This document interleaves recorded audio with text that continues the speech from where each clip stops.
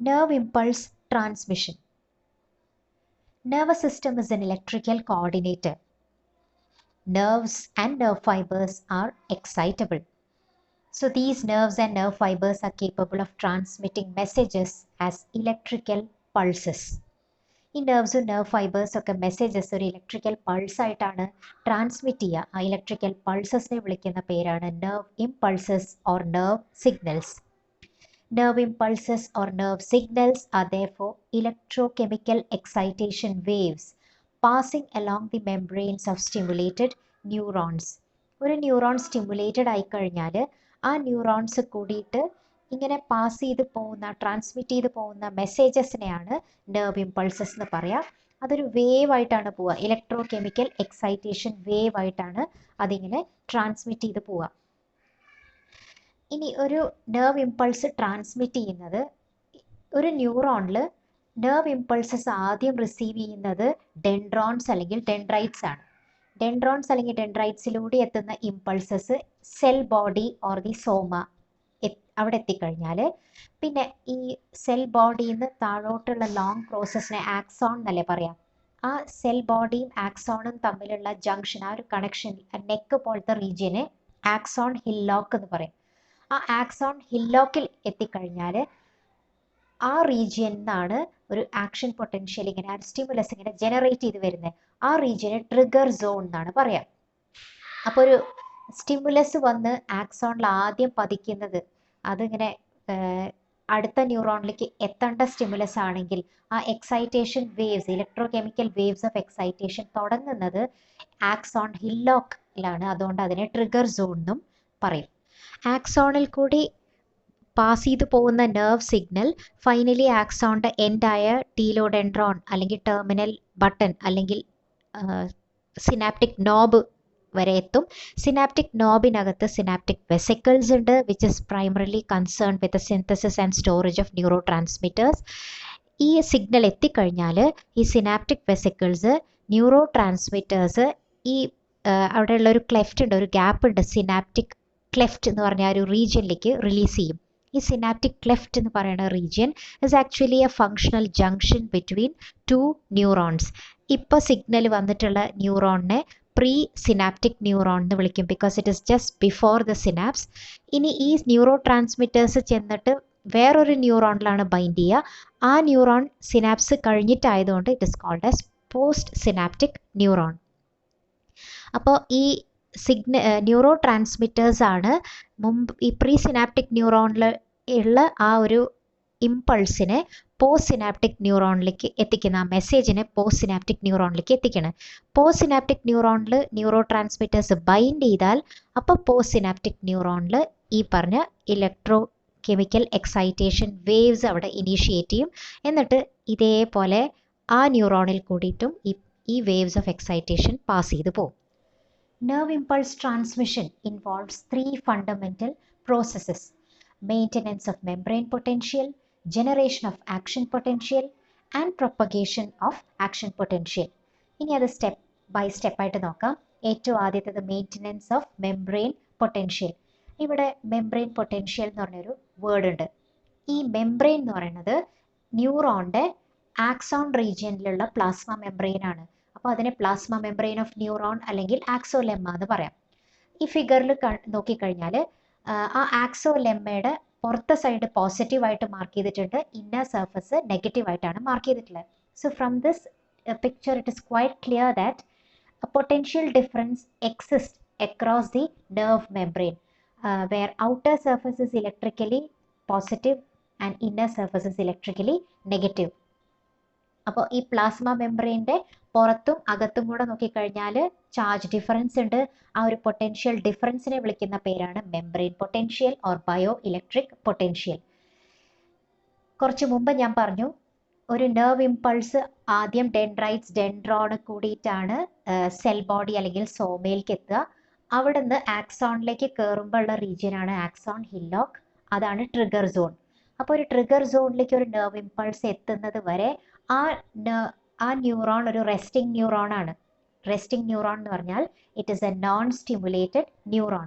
അപ്പോൾ റെസ്റ്റിംഗ് ന്യൂറോണിലാണ് നമ്മൾ ഈ പൊട്ടൻഷ്യൽ ഡിഫറൻസ് നോക്കണമെന്ന് വെച്ചാൽ ഇങ്ങനെയാണ് കാണുക. ഔട്ടർ സർഫസ് പോസിറ്റീവ്ലി ചാർജ്ഡും ഇന്നർ സർഫസ് നെഗറ്റീവ്ലി ചാർജ്ഡും. ആ ഒരു ട്രാൻസ് മെംബ്രെയിൻ പൊട്ടൻഷ്യൽ അല്ലെങ്കിൽ membrane potential difference across the nerve membrane in a resting neuron is called as the resting potential. Resting membraneലുള്ള പൊട്ടൻഷ്യൽ ഡിഫറൻസിനെയാണ് റെസ്റ്റിംഗ് മെംബ്രെയിൻ പൊട്ടൻഷ്യൽ അല്ലെങ്കിൽ resting potential എന്ന് പറയാം. അതേ സമയത്ത് ഒരു നെർവ് ഇമ്പൾസ് ആക്സോൺ ഹില്ലോക്കിലെത്തി അങ്ങനെ ആക്സോണിൽ കൂടിയിട്ട് ആ നെർവ് ഇമ്പൾസ് ഇങ്ങനെ ട്രാൻസ്മിറ്റ് ചെയ്ത് പോവുകയാണെങ്കിൽ അപ്പോൾ ഇവിടെ പൊട്ടൻഷ്യൽ ഡിഫറൻസിന് ചേഞ്ചസ് വരും. ബിക്കോസ് കുറേ ഇലക്ട്രിക്കൽ ചേഞ്ചസ് ഒക്കെ ഉണ്ടാവും. അപ്പോൾ ഇപ്പോൾ എക്സിസ്റ്റ് ചെയ്യുന്ന outer surface positive inner surface negative എന്നുള്ളതിൽ കുറച്ച് ചേഞ്ചസ് ഒക്കെ വരും. അങ്ങനെയുള്ളൊരു പൊളാരിറ്റി ഡിഫറൻസ് വരുന്നത് എപ്പോഴും സ്റ്റിമുലേറ്റഡ് ന്യൂറോണിലാണ്. അപ്പോൾ സ്റ്റിമുലേറ്റഡ് ന്യൂറോണിലുള്ള ട്രാൻസ് മെംബ്രെയിൻ പൊട്ടൻഷ്യലിനെ ആക്ഷൻ പൊട്ടൻഷ്യൽ എന്നാണ് വിളിക്കുക. റെസ്റ്റിംഗ് ന്യൂറോണിൽ റെസ്റ്റിംഗ് മെംബ്രെയിൻ പൊട്ടൻഷ്യൽ ആണെങ്കിൽ ആക്റ്റീവ് ആയിട്ടുള്ള ന്യൂറോണിലുള്ള ട്രാൻസ് മെംബ്രെയിൻ പൊട്ടൻഷ്യലിനെ ആക്ഷൻ പൊട്ടൻഷ്യൽ എന്ന് പറയും. റെസ്റ്റിംഗ് മെംബ്രെയിൻ പൊട്ടൻഷ്യൽ ഒരു ഫിസിക്കോ കെമിക്കൽ ഫിനോമിനൻ ആണ്. രണ്ട് മെക്കാനിസം വഴിയാണ് അതിനെ മെയിൻറ്റെയിൻ ചെയ്യണത്. The first is differential distribution of sodium and potassium ions across the axon membrane, and the second is selective permeability of the membrane to sodium and potassium ions. അതിൽ differential distribution of sodium and potassium ions എന്ന് പറയുന്ന ആ വേർഡിൽ തന്നെയുണ്ട്. Sodium അയോൺസും potassium അയോൺസും differentially distributed ആണ് across the axon membrane. Axon മെംബ്രെയിൻ്റെ ഔട്ടർ സർഫസും ഇന്നർ സർഫസും കൂടെ കമ്പയർ ചെയ്യുമ്പോൾ സോഡിയം അയോൺസും പൊട്ടാസ്യം അയോൺസും ഈക്വലി അല്ല ഡിസ്ട്രിബ്യൂട്ട് ചെയ്തിരിക്കുന്നത്. ആദ്യം സോഡിയം അയോൺസ് എടുക്കാം. സോഡിയം അയോൺസ് ഈ ആക്സോൺ മെംബ്രെയിൻ്റെ പുറത്തെ സർഫസിൽ ഔട്ടർ സർഫസിൽ വളരെ കൂടുതലാണ് അതിൻ്റെ concentration when compared to its concentration on the inner surface of the membrane. ഈ ഡയഗ്രത്തിൽ തന്നെ ഗ്രീൻ കളേർഡായിട്ട് സോഡിയം അയോൺസ് കാണിച്ചിട്ടുണ്ട്. ആ സോഡിയം അയോൺസിൻ്റെ എണ്ണം പുറത്ത് കൂടുതലും മെംബ്രെയിൻ്റെ ഇന്നർ സർഫസിൽ കുറവുമാണ്. ഇനി പൊട്ടാസ്യം അയോൺസ് എടുക്കുകയാണെങ്കിലോ അതിൻ്റെ കോൺസെൻട്രേഷൻ ഗ്രേഡിയൻറ്റ് നേരെ ഓപ്പോസിറ്റ് ആണ്. മെംബ്രെയിൻ്റെ ഇന്നർ സർഫസിൽ കോൺസെൻട്രേഷൻ ഓഫ് പൊട്ടാസ്യം അയോൺസ് ഭയങ്കര കൂടുതലും മെംബ്രെയിൻ്റെ പുറത്തെ സർഫസിൽ കമ്പാരിറ്റീവ്ലി കുറവുമാണ്. അപ്പോൾ സോഡിയം പുറത്ത് കൂടുതൽ ഉള്ളിൽ കുറവ്, പൊട്ടാസ്യം ഉള്ളിൽ കൂടുതൽ പുറത്ത് കുറവ്. ഇതാണ് differential distribution of sodium and potassium ions across axon membrane. സാധാരണ അയോൺസ് കാണിക്കുന്ന ഒരു ടെൻഡൻസിയാണ് ഡിഫ്യൂഷൻ. അതായത് ഹയർ കോൺസെൻട്രേഷനിൽ നിന്ന് ലോവർ കോൺസെൻട്രേഷനിലേക്ക് അത് മൂവ് ചെയ്യുന്ന പ്രോസസ്സിനെയാണ് ഡിഫ്യൂഷൻ എന്ന് പറയാം. അപ്പോൾ ഇവിടെ sodium naturally will have a tendency to diffuse from outer surface to the inner surface and potassium to diffuse from the inner surface to the outer surface. ഈ ഒരു diffusion നടന്നു കഴിഞ്ഞാൽ ഇതുപോലെ ഒരു പൊട്ടൻഷ്യൽ ഗ്രേഡിയൻറ്റ് പുറത്ത് പോസിറ്റീവ് ഉള്ളിൽ negative അങ്ങനെ maintain ചെയ്യാൻ പറ്റില്ല. അപ്പോൾ അതിന് ആ ഒരു പൊട്ടൻഷ്യൽ ഗ്രേഡിയൻറ്റ് അതേപോലെ തന്നെ മെയിൻറ്റെയിൻ ചെയ്യാൻ അല്ലെങ്കിൽ റെസ്റ്റിംഗ് പൊട്ടൻഷ്യൽ അങ്ങനെ തന്നെ മെയിൻറ്റെയിൻ ചെയ്യാൻ ഹെൽപ്പ് ചെയ്യുന്ന ഒരു സ്ട്രക്ചറാണ് trans membrane cation pump or sodium potassium pump or sodium potassium trans membrane pump. ഈ ഒരു മെക്കാനിസം കൊണ്ട് നടക്കുന്ന പ്രോസസ്സ് ഇങ്ങനെയാണ്.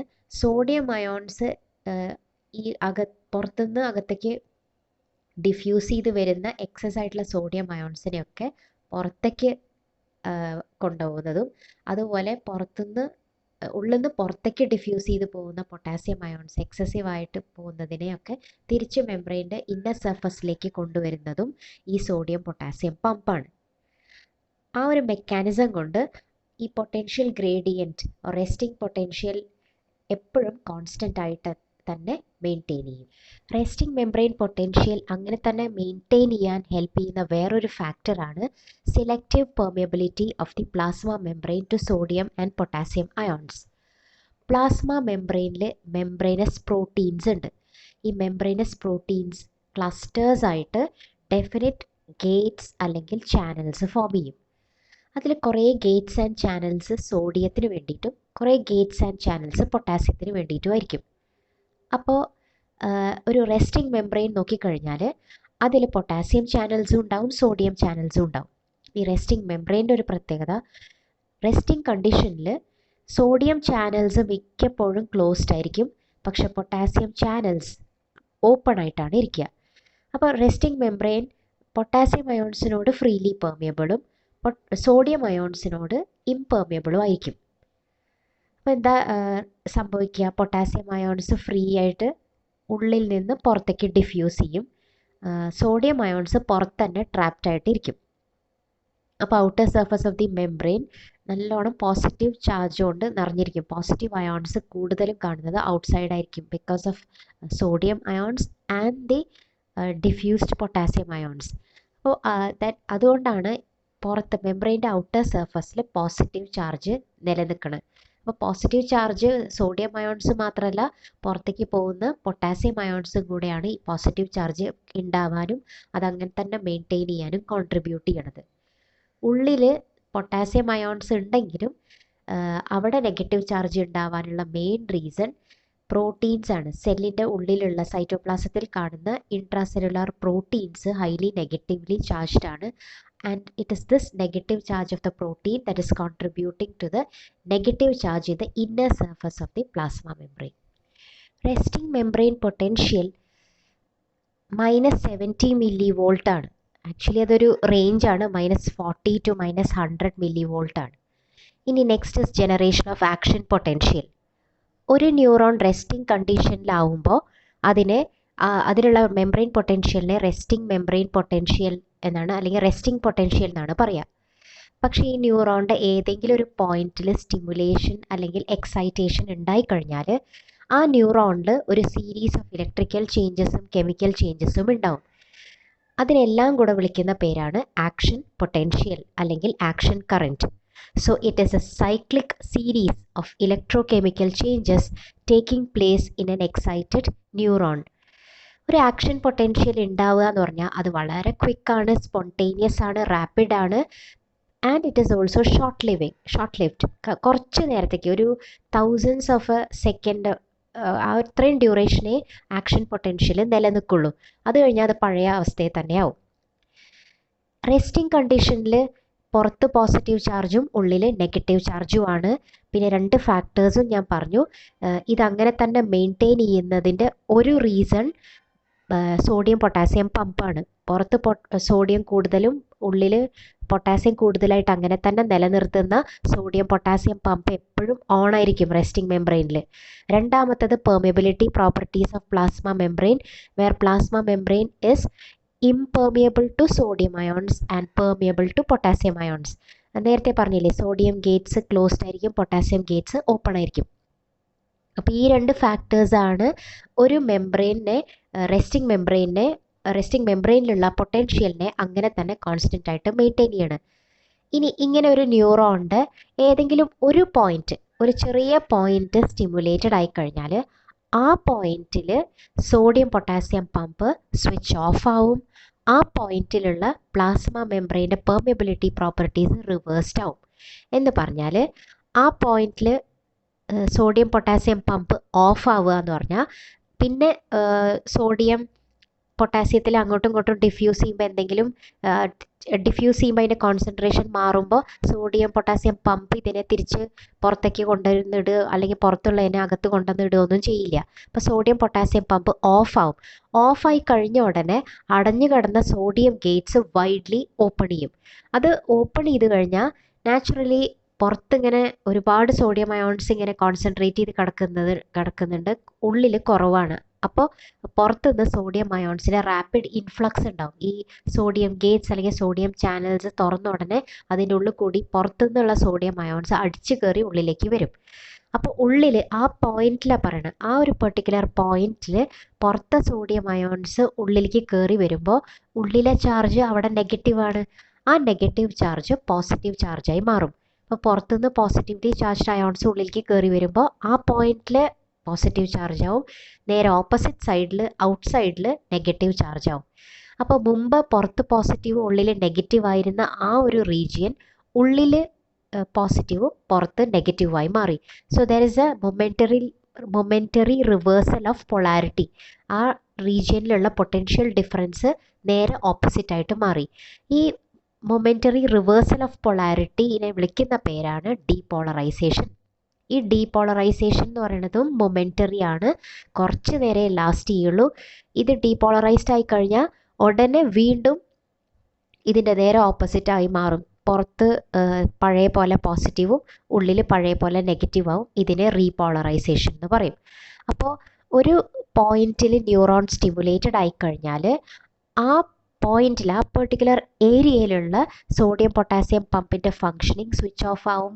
പെർമിയബിലിറ്റി പ്രോപ്പർട്ടീസ് റിവേഴ്സ് ചെയ്യും, which means sodium gates open ചെയ്യും. സോഡിയം അയോൺസ് പുറത്തുനിന്ന് ഉള്ളിലേക്ക് കയറി വരും. ഉള്ളിൽ പോസിറ്റീവ് ചാർജ് ആവും, പുറത്ത് നെഗറ്റീവ് ചാർജ് ആവും.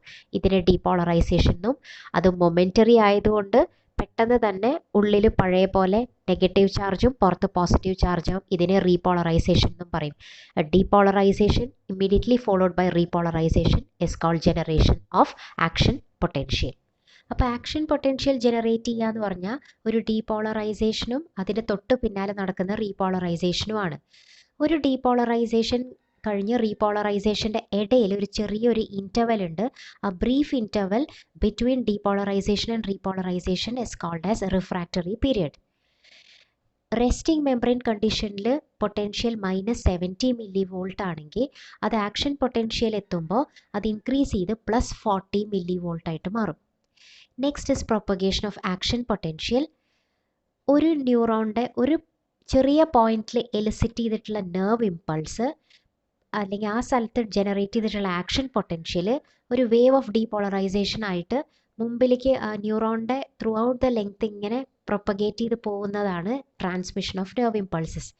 ഈ നെർവ് ഇമ്പൾസ് ട്രാൻസ്മിഷന് വേണ്ടിയിട്ട് പിന്നെയും ന്യൂറോണിൻ്റെ പല റീജിയൻസ് ഇങ്ങനെ എലിസിറ്റ് ചെയ്യുക അല്ലെങ്കിൽ സ്റ്റിമുലേറ്റ് ചെയ്യേണ്ട ആവശ്യമില്ല.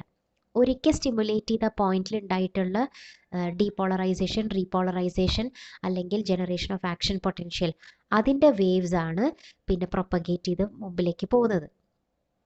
അപ്പോൾ ഒരു പോയിന്റിൽ ഒരു നെർവ് ഇമ്പൾസ് വന്ന് നെർവിനെ സ്റ്റിമുലേറ്റ് ചെയ്തിട്ടുണ്ടെങ്കിൽ ആ പോയിന്റിൽ നടക്കുന്ന പ്രോസസ്സ് അല്ലേ ഡീപോളറൈസേഷൻ.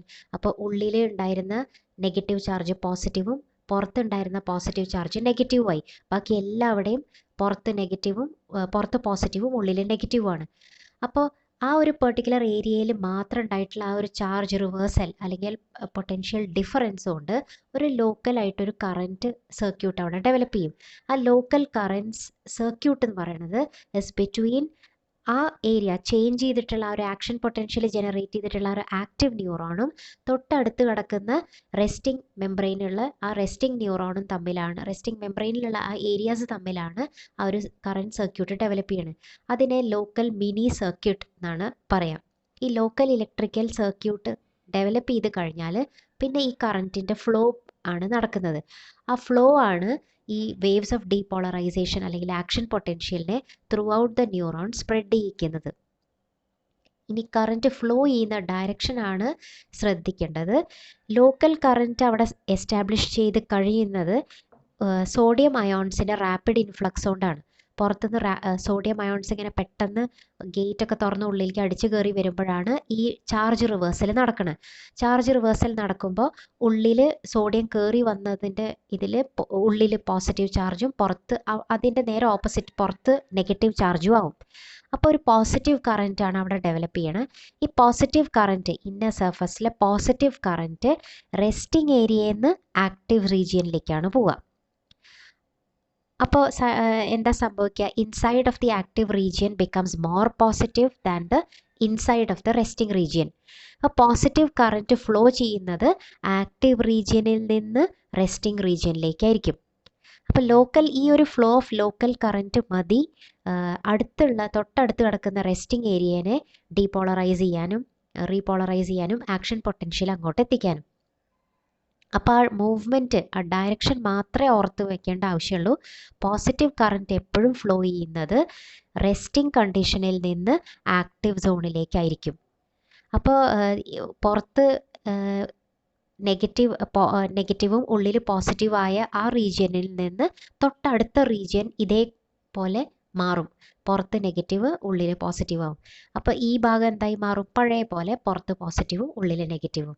ഇങ്ങനെയാണ് ആക്ഷൻ പൊട്ടൻഷ്യൽ ഒരു പോയിന്റിൽ ജനറേറ്റ് ചെയ്തത് തൊട്ടടുത്ത പോയിന്റിലേക്ക് ഷിഫ്റ്റ് ചെയ്യണം.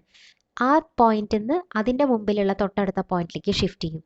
അങ്ങനെ ഈ ഒരു പ്രൊപ്പഗേഷൻ ഈ ന്യൂറോണിൻ്റെ ത്രൂ ഔട്ട് ലെങ്ത് ഇങ്ങനെ എക്സ്റ്റെൻഡ് ചെയ്ത് അത് പ്രൊപ്പഗേറ്റ് ചെയ്ത് ന്യൂറോണിൻ്റെ ടെർമിനൽ എൻഡായ സിനാപ്റ്റിക് നോബ് വരെ എത്തും. സിനാപ്റ്റിക് നോബ് എത്തിക്കഴിഞ്ഞാൽ സിനാപ്റ്റിക് വെസിക്കിൾസിനെ ആക്ടിവേറ്റ് ചെയ്യും. Synaptic vesicles neuro transmitters release ചെയ്യും.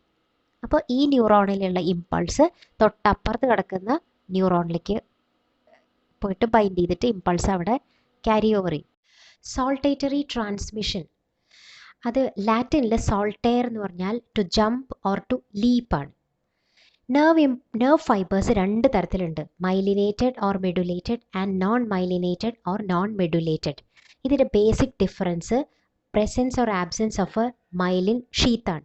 മൈലിൻ ഷീത്ത് എന്ന് പറഞ്ഞാൽ അത് ഒരു പ്രോട്ടീൻ ലിപ്പിഡ് മെറ്റീരിയലാണ്. അത് ആക്സോണിനെ കുറേ ലെയേഴ്സായിട്ട് കവർ ചെയ്യും. So myelin sheath is actually a multi-layered insulating jacket around the axon. അതിൽ കൂടിയിട്ട് നെർവ് ഇമ്പൾസ് ട്രാൻസ്മിഷൻ അല്ലെങ്കിൽ കണ്ടക്ഷൻ നടക്കില്ല, because it is N insulator. പക്ഷേ മൈലിൻ ഷീത്ത് ഒരു മൈലിനേറ്റഡ് നെർവ് ഫൈബറിൽ കണ്ടിന്യൂസ് അല്ല. ഇടയിൽ മൈലിൻ ഷീത്ത് കവർ ചെയ്യാത്ത എക്സ്പോസ്ഡ് ആക്സോൺസ് ഉണ്ട്. അപ്പോൾ മൈലിൻ ഷീത്ത് ഒരു ആക്സോണെ കൂടെ കവർ ചെയ്യുമ്പോൾ ആ കവേർഡ് ആയിട്ടുള്ള ഏരിയാസിനെ ഇൻ്റർ നോഡ്സ് എന്നും അതിൻ്റെ ഇടയിൽ കവർ ചെയ്യാത്ത എക്സ്പോസ്ഡ് ഏരിയാസിനെ നോഡ്സ് ഓഫ് റാൻവിയർ എന്നുമാണ് പറയാം. അപ്പോൾ ഒരു ആക്സോണിൽ എത്തിയിട്ടുള്ള നെർവ് ഇമ്പൾസ് നേരെ മൈലിൻ ഷീത്തിനെ ബൈപ്പാസ് ചെയ്ത് മൈലിൻ ഷീത്ത് ചാടിക്കടന്ന് നോഡ് ഓഫ് റാൻവിയറിലെത്തും. ആ നോഡ് ഓഫ് റാൻവിയറിലാണ് നമ്മൾ ഇത്രയും പഠിച്ച depolarisation, repolarisation and generation of action potential എല്ലാം ഉണ്ടാവുന്നത്. അവിടെ നിന്ന് ജനറേറ്റ് ചെയ്ത ആക്ഷൻ പൊട്ടൻഷ്യൽ അടുത്ത മൈലിൻ ഷീത്ത് കവർ ചെയ്ത ഏരിയ കടന്ന് ചാടി അടുത്ത നോഡ് ഓഫ് റാൻവിയറിലെത്തും. അപ്പോൾ ഇവിടെ nerve impulse transmission happens actually from one node to the other. അപ്പോൾ ഈ നെർവ് ഇമ്പൾസസ് പ്രൊപ്പഗേറ്റ് ചെയ്യുന്നത് ആക്ച്വലി ജമ്പ് ചെയ്തിട്ടാണ്. Jumping of nerve impulses from one node of Ranvier to the adjacent next node of Ranvier. This happens in a medullated or myelinated nerve fibres. അതിൻ്റെ main reason myelin എന്ന് പറയുന്നത് ഒരു non കണ്ടക്ടറാണ് അല്ലെങ്കിൽ electrical insulator ആണ്. ഈ myelin sheath ഉള്ളത് കൊണ്ട് advantages ആണ്. നമ്മുടെ majority of our nerve fibres are myelinated. Myelin sheath എന്ന് പറയുന്നത് ഒരു പ്രൊട്ടക്റ്റീവ് കവറിങ് ആണ്. അപ്പോൾ അത് നെർവ് ഫൈബറിനെ പ്രൊട്ടക്റ്റ് ചെയ്യും. ഇലക്ട്രിക്കൽ ഇൻസുലേറ്റർ ആണ്, അതുകൊണ്ട് unwanted spreading of nerve impulses prevent ചെയ്യും. അതുപോലെ തന്നെ ഈ ചാടി പോകാമെന്ന് പറഞ്ഞാൽ ഭയങ്കര സ്പീഡപ്പ് ആയിട്ടാണ് ഈ നെർവ് ഇമ്പൾസ് ട്രാൻസ്മിഷൻ നടക്കുക. ഏകദേശം 50 ടൈംസ് ഫാസ്റ്ററാണ് നോൺ മൈലിനേറ്റഡിനെക്കാട്ടിലും ഈ നെർവ് ഇമ്പൾസ് ട്രാൻസ്മിഷൻ നടക്കുന്നത്. അതുപോലെ എനർജി റിക്വയർമെൻറ്റും വളരെ കുറവാണ്. So nerve impulse transmission across A myelinated nerve fibres occurs at A very fast rate with minimum expenditure of energy.